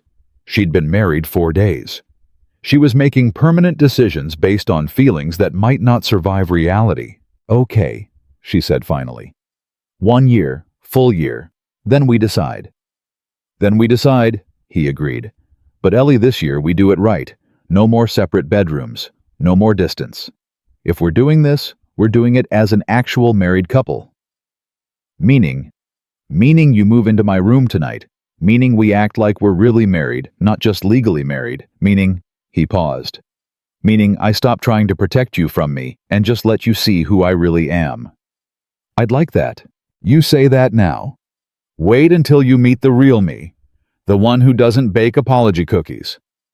I've already met him, this morning, covered in blood. And I chose him anyway. He studied her face like he was memorizing it. You're either the bravest person I've ever met, or the most foolish. Can't I be both? Despite everything, he smiled. Yeah, you can be both. They moved her things that afternoon. Not much. She'd arrived with 1 suitcase, and Sophia had provided everything else. His room was huge, impersonal, clearly decorated by someone else. The bed could sleep 4 people comfortably. We can redecorate, Enzo said, watching her look around. Make it ours instead of just mine. Ours. The word felt significant. I like that. Good.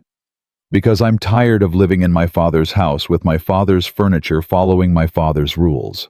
I want... He stopped. I want something that's mine. Something he never touched. Then let's burn it all down and start over. Literally or figuratively. Why not both? He laughed, and the sound was lighter than she'd ever heard it. You're going to be trouble. You married me specifically for trouble. I married you for coffee and convenience. The trouble is a bonus. They spent the afternoon planning renovations like normal couples do. Paint colors, furniture, artwork. Small domestic decisions that felt monumental because they were making them together. That evening, Ellie's phone rang. The hospital. Her hands shook as she answered. Hello. Miss Hart, Mrs. Corelli, I mean. Dr. Morrison here. I have news about your grandmother. Is she? She's responding beautifully to treatment. The tumors are shrinking. Her numbers are improving. It's early days, but... He paused. But I'm cautiously optimistic. She might actually beat this. Ellie's legs gave out. She sat down hard, tears streaming. Are you serious? She's going to be okay? I can't promise anything, but the prognosis is significantly better than it was a week ago. Whatever brought you the resources for this treatment, it might have saved her life. Enzo was beside her instantly. What's wrong? Nothing's wrong. Everything's... She looked up at him. She's getting better. The treatment's working. She might actually survive this. He pulled her into his arms and she felt him trembling. That's good. That's God, that's good. They held each other in the middle of his father's bedroom that would soon be theirs, crying together over good news and impossible choices and lives that had collided in the most unexpected way. Thank you, Ellie whispered against his chest. Thank you for saving her. Thank you for saving me. I didn't. You did. You just don't know it yet. That night they lay in bed together for the first time, not touching, just present. The space between them felt charged with possibility and terror. I'm scared, Ellie admitted to the darkness. Me too. What if I'm not strong enough for this? Then we'll figure it out together. His hand found hers under the covers. What if I'm not good enough for you? Then I'll love you anyway. The word love hung in the air like a confession. She hadn't meant to say it. It was too soon, too fast, too real. Ellie, I know, it's too soon. I shouldn't have said it. I love you too. His voice was rough. I've loved you since you argued with me about that $95 tip. Since you treated me like a regular person instead of a monster. Since you... He stopped. Since you became the only real thing in my life. She turned to face him in the darkness. You're not supposed to love me. This was supposed to be simple. You made it complicated the moment you existed. I'm sorry. Don't be. Complicated is better. Complicated means real. He kissed her then, and it was different from before. Slower, deeper, weighted with promises they were both terrified to keep. When he pulled away, his thumb traced her bottom lip. Stay with me, he whispered. Not just tonight. Not just this year. Forever. Stay with me and let me figure out how to be human again. I'm not going anywhere. Promise. I promise. They fell asleep tangled together, and for the first time since his father died, Enzo slept through the night without nightmares. The next morning arrived with Sophia pounding on the door at 6 a.m. Enzo, we have a problem.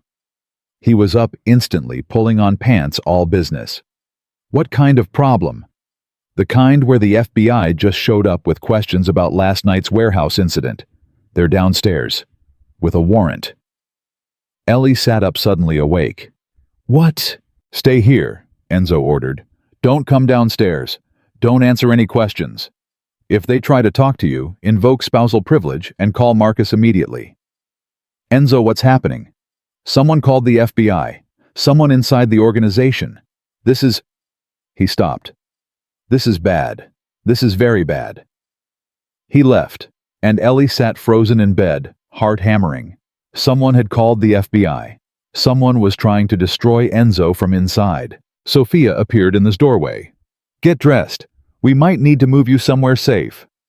I'm not leaving him. You might not have a choice. If the FBI thinks you're involved, I'm his wife. Of course I'm involved. Legally, yes. But you're also a witness. They can compel your testimony if they think you know something. I don't know anything. They don't know that. And Ellie... Sophia's expression was grim. If they arrest him, if they take him in, you need to be prepared. This isn't like last night where he could handle it personally. This is federal. This is serious. This could destroy everything. Downstairs, she could hear raised voices. Enzo's calm and controlled. Another man's aggressive and accusatory. Then a woman's voice, cold and professional. Mr. Corelli, we have reason to believe you were involved in 2 homicides last night. I was home with my wife, all night. She'll confirm it. Convenient. 3-day-old wife provides an alibi. My wife's integrity is beyond question, unlike whoever fed you this information. We have a witness who says otherwise. Then your witness is lying. I was home, with my wife, all night. Silence. Then footsteps on the stairs. A woman appeared in the bedroom doorway, 50s gray suit, FBI credentials in hand. Mrs. Corelli, I'm Agent Morrison. I need to ask you a few questions. Ellie's mind raced. Enzo had told her to invoke privilege, but that made her look guilty. Made him look guilty. She had to make a choice. Protect him with silence, or protect him with truth. She chose truth. My husband was home all night. We were together. He never left. All night. From what time to what time? From 9 p.m. until this morning. We went to bed early. We're newlyweds. She forced herself to meet the agent's eyes. He was with me. Whatever your witness claims, they're mistaken. Agent Morrison studied her. You understand that lying to federal agents is a crime. I understand. I'm not lying. You're willing to testify to this under oath? Absolutely. The agent's expression suggested she didn't believe a word. Interesting. Your husband just killed 2 men, but he was home all night with you. Quite the contradiction. I don't know anything about 2 men. I know my husband was with me. That's all I can tell you. Agent Morrison smiled thinly. Well, Mrs. Corelli, I hope for your sake that's true. Because if we find evidence to the contrary, you'll be charged with obstruction, possibly accessory after the fact. That's serious prison time. Then I hope you don't find any evidence, because there isn't any, because he was home. The agent left, and Ellie sat down hard, shaking. What had she just done? She'd lied to the FBI, committed a federal crime, put herself in danger to protect a man who'd admitted to murder, and she'd do it again without hesitation. Enzo appeared in the doorway, face pale. You shouldn't have done that. Done what? Lied for me. Given me an alibi. Put yourself at risk. I'm your wife. That's what wives do. Not for murders they know happened. His voice rose. Ellie, if they prove I was there, if they have evidence that contradicts your statement, you'll be arrested, charged. You could go to prison. Then you'd better make sure they don't find evidence. He stared at her like she'd grown a second head. You're insane. You keep saying that. I'm starting to think you might be right. I am right. You just committed a federal crime for me. You could lose everything. Your freedom, your future, your grandmother. I know what I risked. I did it anyway. She stood cross to him. You think I don't understand? I understand perfectly. I chose you over my safety, over my freedom, over everything. That's what love means. Love means stupidity, apparently. Love means loyalty. And I'm loyal to you, for better or worse. Isn't that what marriage vows say? We didn't have vows. We had a contract. Well, consider this my vows. I'm with you, no matter what. Even if it means lying to the FBI. Even if it means risking prison. Even if it means... He kissed her, desperate and claiming.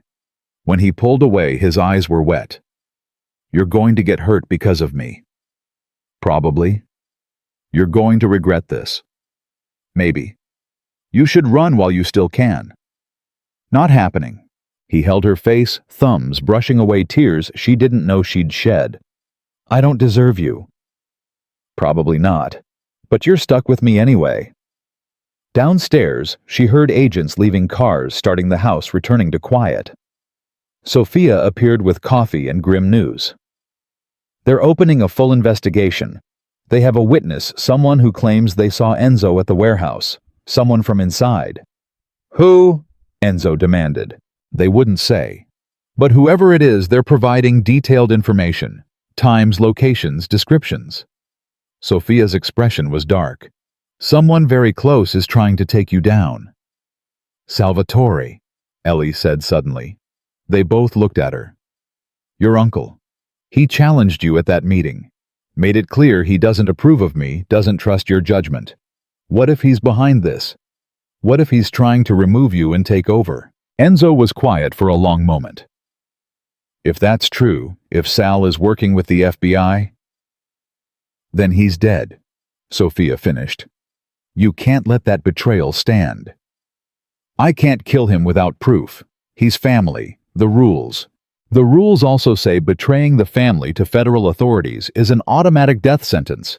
No trial, no appeal, just execution. Sophia looked at Ellie. You need to understand what's about to happen. If Enzo confirms Sal is the source, he'll have to kill him, publicly, as an example. Can you handle that? Could she? Could she watch Enzo execute his own uncle? Could she live with the knowledge that her presence had sparked this war? I can handle whatever I need to handle, Ellie said. Whatever comes next, we face it together. Enzo pulled her close.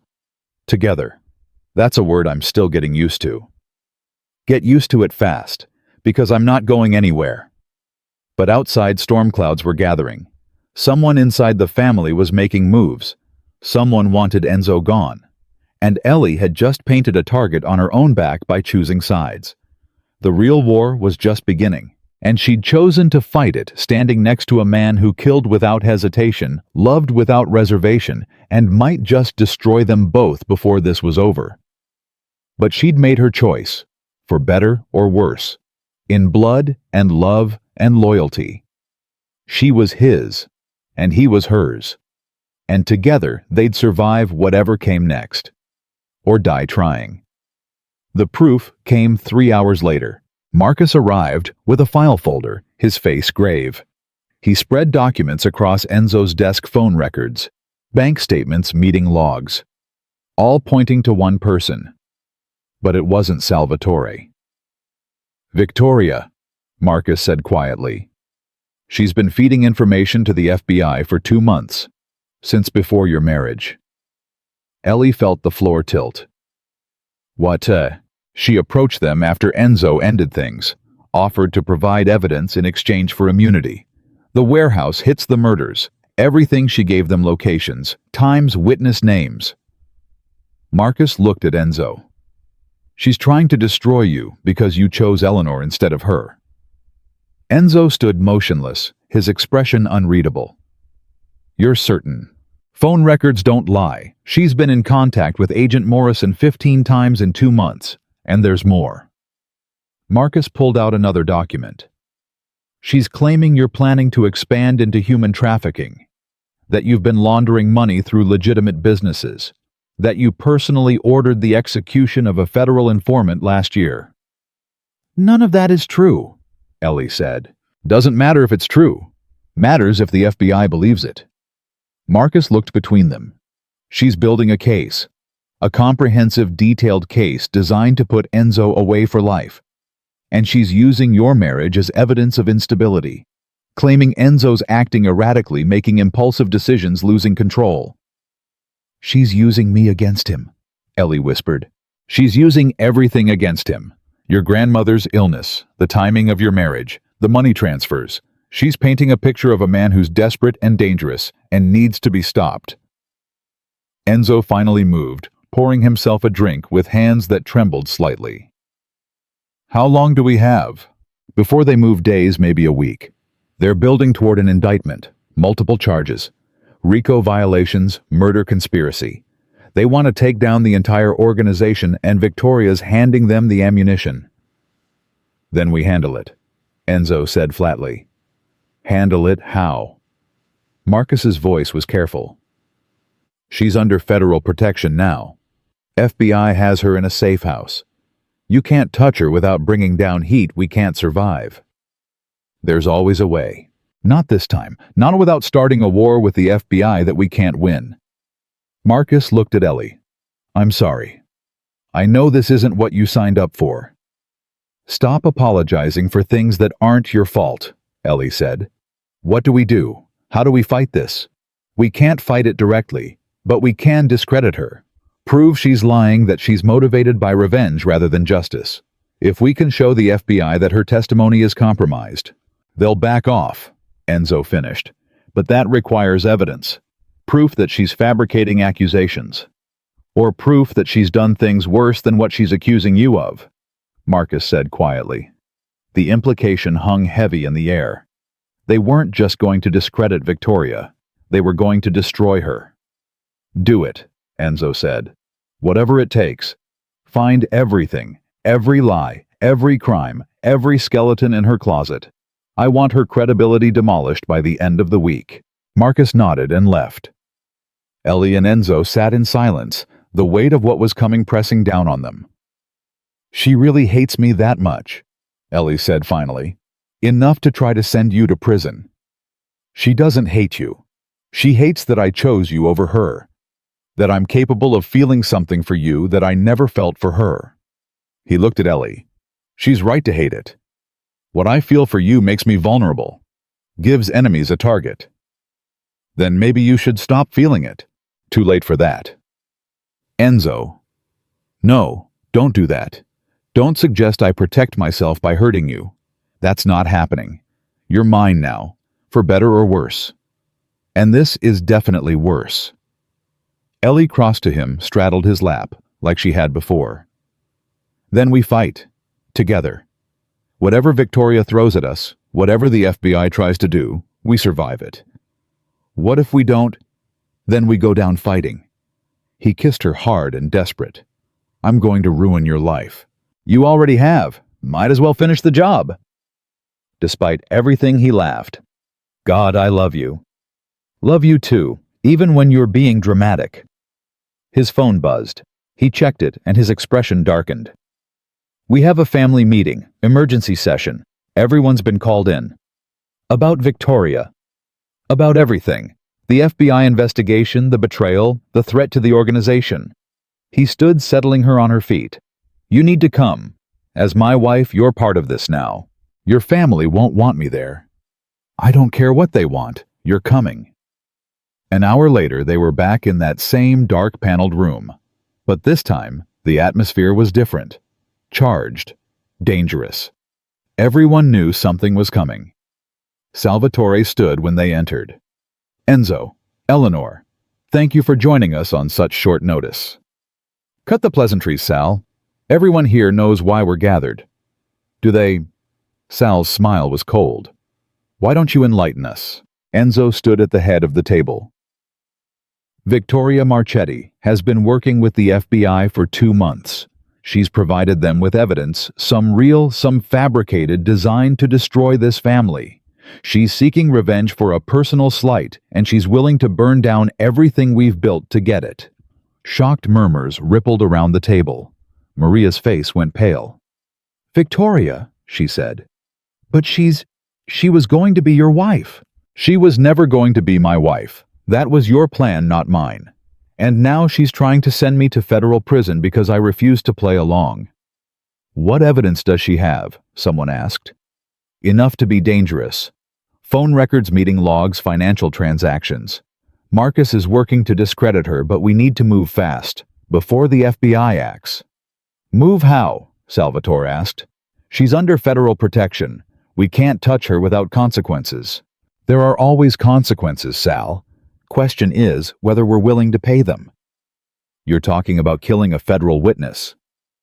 I'm talking about protecting this family from a traitor. A traitor you created by humiliating her publicly. The accusation rang out. Enzo's jaw tightened. I ended a relationship that was never real. If that's humiliation, so be it. But she doesn't get to destroy this family because her pride was wounded.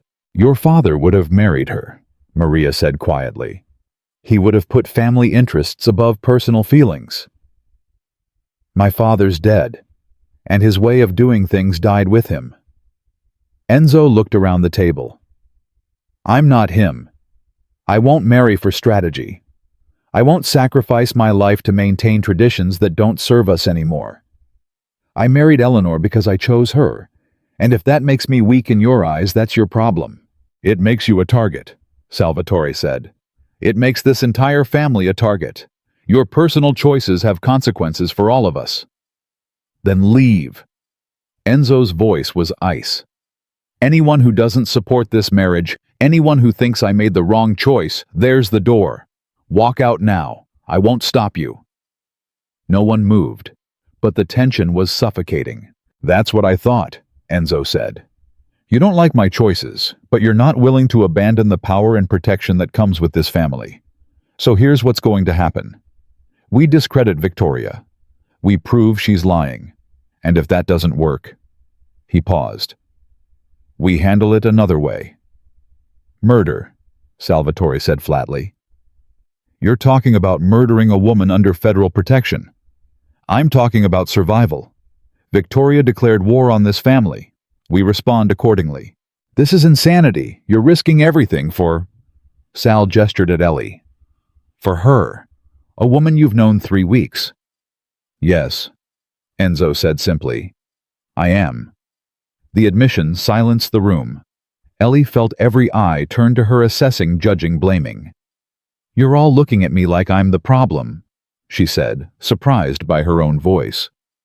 Like I'm the reason Victoria betrayed you, but I'm not. She made her choices. She chose revenge over loyalty. That's on her, not me. You're a complication we didn't need, Salvatore said. I'm a complication Enzo chose, and if you have a problem with that, take it up with him, not me. Brave words for someone who could disappear very easily. The threat was explicit. Ellie felt Enzo tense beside her.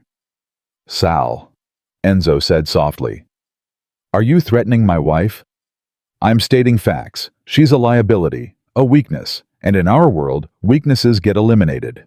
Then you'd better eliminate me first. Because I promise you anyone who touches her dies screaming, and I'll make sure everyone knows exactly what happens to people who forget their place.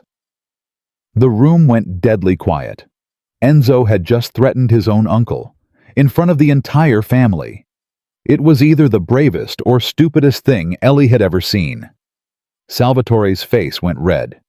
You're making a mistake. The only mistake would be allowing you to think you can challenge me and walk away unscathed. Eleanor is my wife. She has my protection. Anyone, family or otherwise, who forgets that will answer to me personally. Are we clear? Murmurs of assent, reluctant but present. Good. Now here's what happens next. Marcus is gathering evidence against Victoria. We present it to the FBI, prove her testimony is compromised. If that works, the investigation collapses. If it doesn't... Enzo's expression went cold. We move to Plan B. Which is... Someone asked. You don't want to know. Meeting adjourned. People filed out, shooting hostile looks at Ellie.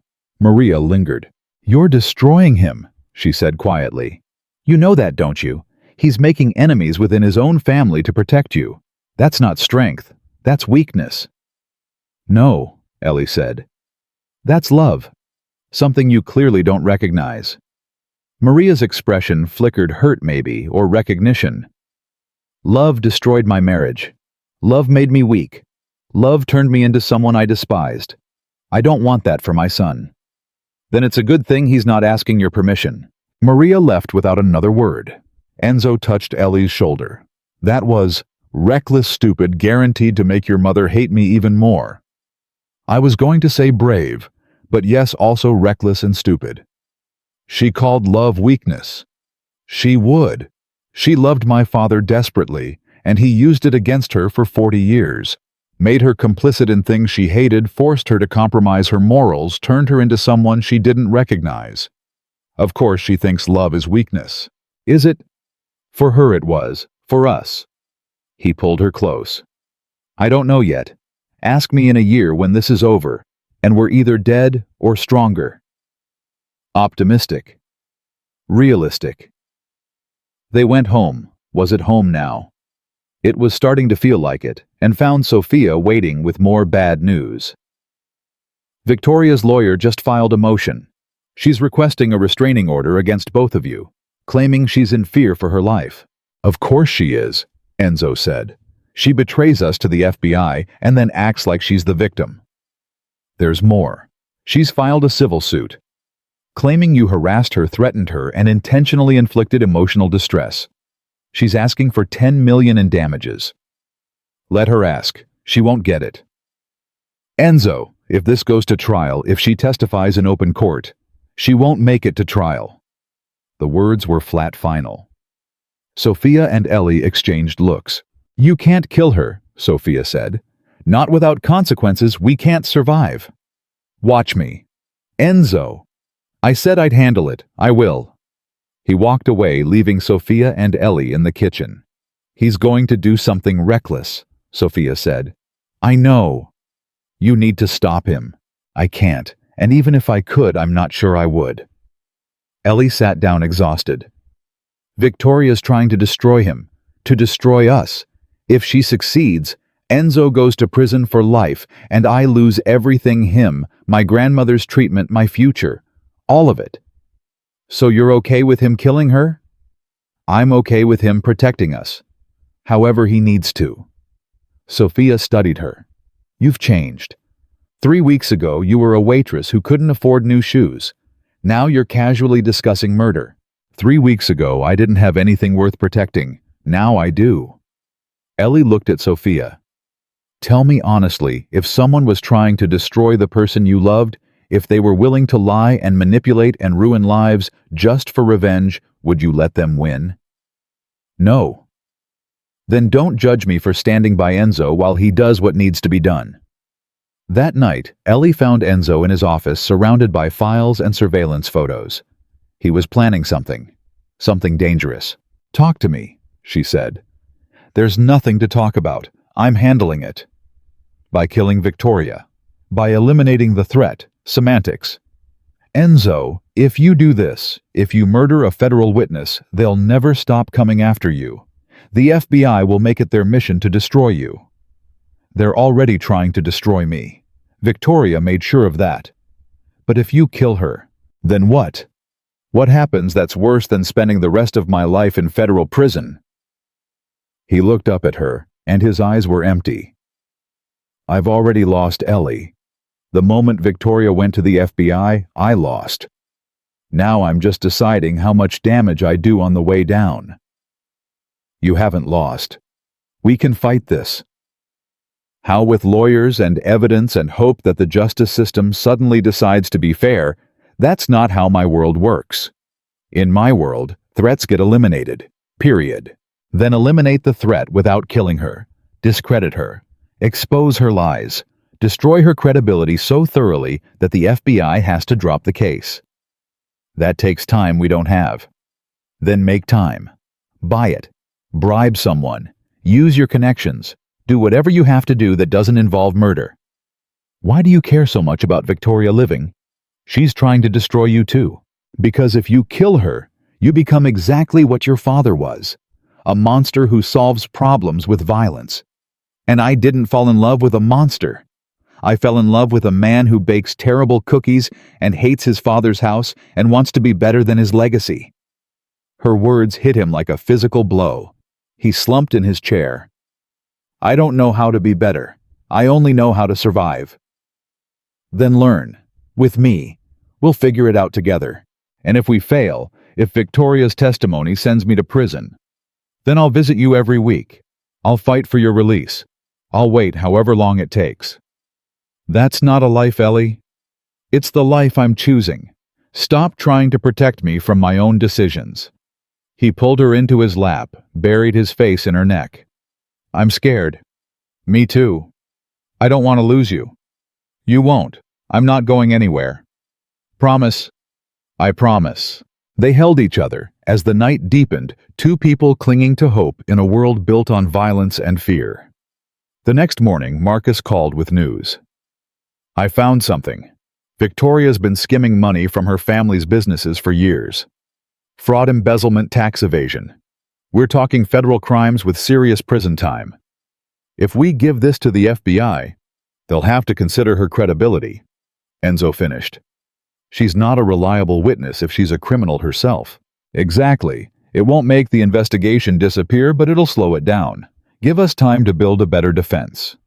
Do it. Send everything to Agent Morrison. Let her know that her star witness is dirtier than the people she's investigating. Already done. I sent it an hour ago. And nothing yet. But Enzo, this is good. This changes the dynamic. Victoria's no longer the innocent victim. She's a criminal trying to save herself by taking you down. Hope flickered in Ellie's chest. Maybe they could survive this. Maybe they could win without more bloodshed. But the hope died 2 hours later when Sophia burst in, face pale. Victoria's dead. The words didn't make sense. Ellie heard them, but couldn't process them. What? They found her in the safe house. Overdose. Pills and alcohol. They're calling it suicide.